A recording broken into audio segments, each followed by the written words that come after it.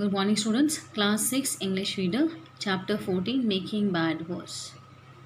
Think of a time when you had a problem. Someone tried to help you, but they only made it worse. हो सकता है आपके साथ भी कभी ऐसा हुआ हो कि आप किसी प्रॉब्लम में हैं और जब किसी ने हेल्प करने की कोशिश की तो उनके जो एफर्ट्स रहे उससे आपकी प्रॉब्लम और ज़्यादा वर्स हो गई। ये स्टोरी भी कुछ ऐसी है जहाँ पे जो इम्पॉर्टेंट कैरेक्टर्स हैं, देर आर टू ब्रदर्स जिनका नाम है Tim Diamond and Nick. Now let's read the story. Bumbling Tim Diamond and his smart 14-year-old brother Nick are hired by an American to find Lenny Smile, an Englishman who runs a charity to whom the American had given lots of money. Bumbling word का मतलब है to look confused. तो जो Tim diamond है वो हमेशा confuse रहते हैं और वो दिखते भी वैसे ही हैं कि हमेशा जैसे कोई पर्सन कन्फ्यूज रहता है तो उनके चेहरे पे वैसा ही एक्सप्रेशन रहता है। And his brother whose name is Nick and he is 14 years old, he is quite smart. इन दोनों को हायर किया है एक अमेरिकन ने to find Lenny Smile. That means these two brothers are playing the role of detectives here in this chapter. Lenny Smile एक Englishman है जो एक चैरिटी का काम करते हैं and he was given a lot of money by the America. The diamond brothers follow the trial. उन्होंने जो केस है उसको फॉलो करते हुए डिस्कवर किया कि एक बार ऐसा हुआ कि एक स्टीम रोलर से जो लेनी स्माइल है उनका शायद एक्सीडेंट हुआ और उसके 4 विटनेस हैं उनके पास। Mister Hoover, miss Fiona Lee जो लेनी के साथ वर्क करते हैं, the man who drove the steam roller जो स्टीम रोलर चला रहा था, and Boris the balloon man may be a person who was standing there. Now you can have a look. Steam roller is this kind of vehicle जिससे Lenny smile का शायद accident हुआ। Following interviews with हुवर, यानी उन्होंने interview किया mister हुवर और miss Fiona Lee के साथ। After that they went to Lenny's flat to inspection करने गए और वहाँ उनके नेबर मिसेस लवली से भी कुछ बातचीत की। Then they move on to the next witness. उनका जो नेक्स्ट विटनेस था that was the driver of the steam roller. We found Barry Krishna the steam roller driver easily enough. उसके बाद मिस्टर टिम ने कहा कि there was only one institute for the hopelessly insane in Harrow. Harrow एक town का नाम है जो इंग्लैंड में है। इंसेन का मतलब होता है people who are mentally ill. तो उनके लिए जो इस तरह की बिल्डिंग्स होती हैं, इंस्टीट्यूट्स होती हैं जहाँ इनकी देखभाल की जाती है, इनका ट्रीटमेंट किया जाता है। तो अकॉर्डिंग टू टिम उस पूरे टाउन में एक ही बिल्डिंग है, इंस्टीट्यूट है। उसके रिप्लाइंग में निक ने कहा वेल 2 इफ़ यू काउंट। बोला नहीं 2 हैं, अगर आपको याद हो एक फेमस प्राइवेट स्कूल है that is just a little further down the road. हम थोड़ा सा वॉक करके जाएंगे तो थोड़ा सा फर्दर डाउन द रोड ही वो बिल्डिंग है। Now he is talking about a hospital that is a big Victorian building which is set in its own ground, यानी वो अपनी ही उनकी प्लेस है। It is not being hired and with a path leading up to the front door, यानी front door के सामने एक path बना हुआ है। So this is the description of the hospital building. इस पर टिम ने पूछा अपने ब्रदर से are you sure this is the right place. Reply में निक ने कहा yes I say they have even got crazy paving, यानी वो वॉक करते करते भी परेशान हो गए थे। So he said that I have to say I was a bit worried. Now जो निक है वो थोड़े से वरिड हैं क्योंकि मेंटल असाइलम में जा रहे हैं टिम के साथ। टिम के बारे में हमने स्टार्टिंग में रीड किया कि he is a person who remains always confuse and he looks also that. तो निक को ये डर था I wonder if they would let him out again, कि कहीं ऐसा ना हो कि मेंटल असाइलम वाले जो हैं वो टिम को अपने पास ही रख लें और उसे जाने ना दें। But it was too late to back out now.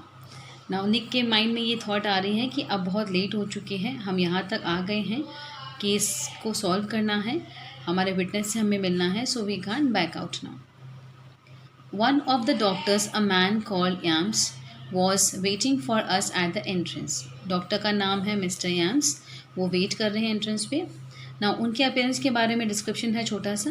He was a short man bald with a little beard, यानी सर पे बाल नहीं हैं, थोड़ी सी बियर्ड है। That could have been brought at a joke shop. ऐसा लग रहा है जैसे यहाँ पे बात की गई है जैसे जोक शॉप क्या होता है, अब शॉप जहाँ पे ऐसे फ़नी मटेरियल्स मिलते हैं जब आप किसी के साथ मस्ती करते हैं, मजाक करते हैं, तो ऐसा लग रहा था जो उनकी बियर्ड है वो उस तरह की है जैसे किसी के साथ प्रैंक कर रहे हैं। फिर इंट्रोड्यूस आवरसेल्व्स, उन दोनों ने अपने आप को इंट्रोड्यूस किया और कहा कि हम दो ब्रदर्स हैं और यहाँ आए हैं। एंड ही लेड, यानी जो डॉक्टर हैं, he led them out of the winter sunlight into the gloomy heart of the building, यानी बाहर का जो वेदर है वो काफ़ी कोल्ड और it was like shining sunlight and the gloomy heart, यानी वहाँ से डॉक्टर उन्हें अंदर लेके गए in the heart of the building, यानी बिल्डिंग के अंदर, that was gloomy, a bit dull, not bright as the sunlight outside. Krishna has responded very well at treatment, he said. Now doctor Krishna के बारे में इन दोनों ब्रदर्स को बता रहे हैं कि वो काफ़ी अच्छा रिस्पॉन्स दे रहा है according to the treatment. Otherwise I would not let, अगर ऐसा नहीं होता तो मैं आपको परमिशन नहीं देता उससे बात करने की. इवन सो, फिर भी मैं आपसे रिक्वेस्ट करूँगा कि आप थोड़ा सा केयरफुल रहें, as I am sure you can imagine, क्योंकि आप शायद समझ जाओगे जो मैं आपको समझाने की कोशिश कर रहा हूँ कि इस तरह के इंसिडेंट से कोई भी पर्सन जो होता है वो शॉक में आ जाता है. जैसा कि स्टीम रोलर के नीचे शायद जो ड्राइवर हैं स्टीम रोलर के, उससे शायद लेनी स्माइल का एक्सीडेंट हुआ है, तो he is still in that shock. तो डॉक्टर ने रिक्वेस्ट की कि आप प्लीज़ इस तरह के कोई क्वेश्चन उनसे ना करें जिससे वो थोड़ा सा डिस्टर्ब हो जाएं. For the driver, when Krishna first came here, he was in a state of shock. अब आपको जैसे मैंने बताया कि मिस्टर टिम जो है वो कंफ्यूज थे, तो उन्होंने बात की कि आप लेनी स्माइल की बात कर रहे हैं. टिम ने पूछा तो डॉक्टर ने कहा मैं ड्राइवर के बारे में बता रहा हूँ. For the driver when Krishna first came, यानी जब वो पहली बार यहाँ आए थे, he was in a state of shock. He ate very little, he barely spoke, यानी बहुत कम खाते थे, ज़्यादा बोलते नहीं थे, और हर रात ऐसा होता था कि वो डर के मारे चीखने और चिल्लाने लगते थे. बैड ड्रीम्स डॉक्टर एम्स, टिम आस्क्ड. टिम ने पूछा हो सकता है शायद ऐसे कोई बैड ड्रीम्स आ रहे हो उन्हें. Yes but we have given him a lot of therapy. Doctor ने कहा या ऐसी बात है, बट हमने उन्हें अच्छी थेरेपी दी है. थेरेपी होता है जो ट्रीटमेंट होता है related to the particular illness और disease, and there has been considerable improvement.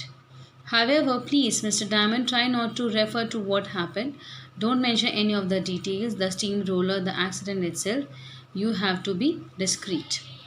Now, doctor ने फिर से रिक्वेस्ट की कि आप इंसिडेंट के बारे में कोई प्रॉपर, एक होता है ना कि आप डिटेल्स में बात ना करें, अदरवाइज़ हो सकता है कि वो सारी मेमोरी जब रिकॉल होगी तो वो ड्राइवर जो कृष्णा है वो शायद डिस्टर्ब हो जाए और उसके ट्रीटमेंट में कहीं कोई प्रॉब्लम आ जाए.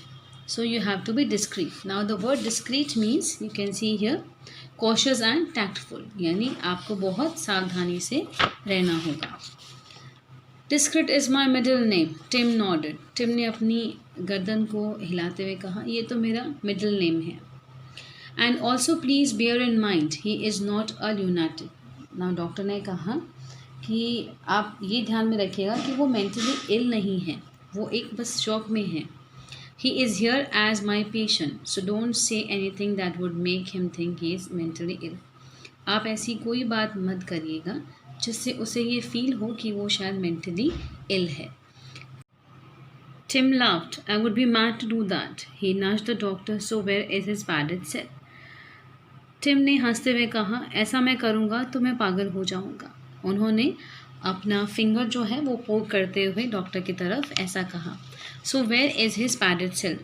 टिम ने डॉक्टर से पूछा कि वो सेल कहाँ है. पैडेड सेल का मतलब यहाँ पे दिया हुआ है, you can see the meaning given.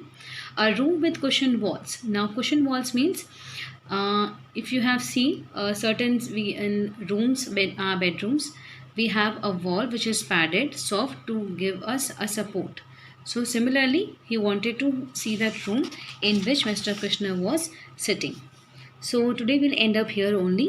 You read the chapter and try to recall and understand the word meanings given here and go through the story thoroughly. For any queries, let me know in the feedback in our WhatsApp group. Till then, thank you class.